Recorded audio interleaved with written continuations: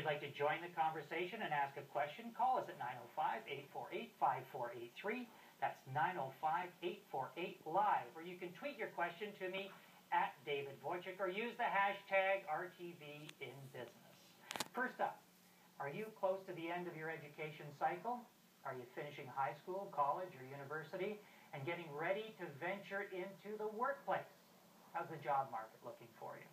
Maybe you could consider starting your own business. To discuss the self-employment generation are two young entrepreneurs. Mark Steele is the owner of Steele Force Training, a company he started after graduating from the University of Toronto with a degree in digital enterprise management. Mark works with clients in their homes and online. Also with us is Franzua Rudder. Franzua is the Regional Director for ACN Telecommunications. He is a graduate of Carleton University with a BA in Law degree. He discovered that the law profession required 70 hours per week and left very little time to enjoy life. He discovered network marketing and now helps others enjoy this newfound freedom. Franzua, Mark, welcome to the show. Thank you. So what was this, we talked about this before, that's how we set up the title for the show, is the entrepreneurial generation, or the self-employment generation. When you came out of university, Mark, was the job situation just so bleak that you said, I got to start my own thing here because that's the only way I'm going to make any money? It wasn't. As soon as I graduated, I started working in a marketing firm. And a few months into that job, I found I didn't really enjoy it very much. I was working, and there'd be several days I'd be told to work extra hours. If I didn't stay after maybe 5:30, I'd be told, you're not putting in enough work and you're not doing your part. So I figured if I do something for myself, I can enjoy my own time, enjoy life a little bit more, and not to really be forced into situations I don't want to be in. Right. Now, Franzua, you're about the same type of situation. You had some mentors that were lawyers. You found out that it was 70-plus hours, and if I know some of the more successful lawyers, it's probably closer to 90-plus hours. That's right. They might end up in an early grave. Yeah. Some of them do very, very well. But you decided, after putting in all those years for your education, you decided that wasn't what you wanted to do. Tell us why. Well, one thing I understood was that most lawyers had two real roles. They were either going to look to become a partner, or they're going to look to start their own firm. And I knew the kind of work that was entailed with that and the lifestyle. So on one end, you're presented with having a lot of money based on your results, but on the other end, you're also stuck with a lot less time, significantly. And for myself, I was motivated to find a way, bridge a way for myself to be able to have the luxury of having money, but also having enough time to do what I wanted to do whenever I wanted to do it, with whomever I wanted to do, because time and money would never want to be an issue for myself. Yeah, Mark, we talk about having this time to enjoy life. What does that mean? Like, why can't you be working hard? Because I know you work hard, and I don't, we're having this discussion, and I don't mean to, imply that either one of you are not hard workers, but you talk about, well, I want to be able to enjoy my life. What does that mean? Based on my experience working in the marketing firms, you'd wake up maybe 6 o'clock and get ready for work, and then start driving at 7 to start your work at 8 or maybe 9 o'clock in the morning. Work 8 hours, maybe 9 hours a day, finish at 5. Have to drive all the way back home and maybe have some time for your family unless you have other obligations to do, maybe other hobbies. And then you're pretty much in bed and doing the same thing over and over again 5 days a week.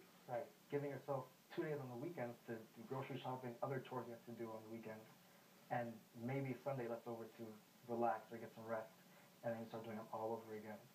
So enjoying life is really having your own business and putting the time into it that you want to, so you're enjoying what you're doing.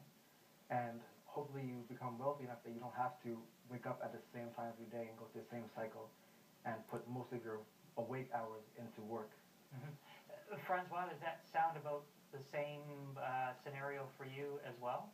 Well, yeah, I would say it's pretty accurate. I mean, we work very hard. I work very hard, but the reality is just having options. I believe, I always had a mindset coming from a single-parent household that if I was ever going to be a parent, I'd rather be a full-time dad than work full-time.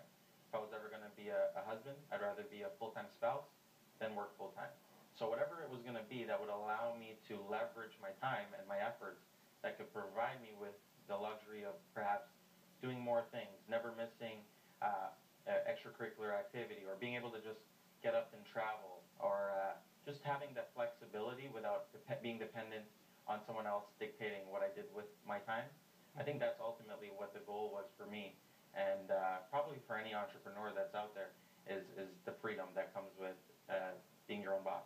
Now, we know Mark's got a successful business going, and he already has a fiance now, so he's off the mark. But Franzua, you're still single.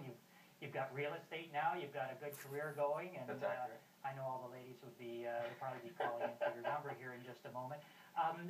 You mentioned that you bought a house, and you bought it relatively early in life, right after university, where most people are coming out of university trying to figure out how they can go crazy for the next several years because they were working so hard in school.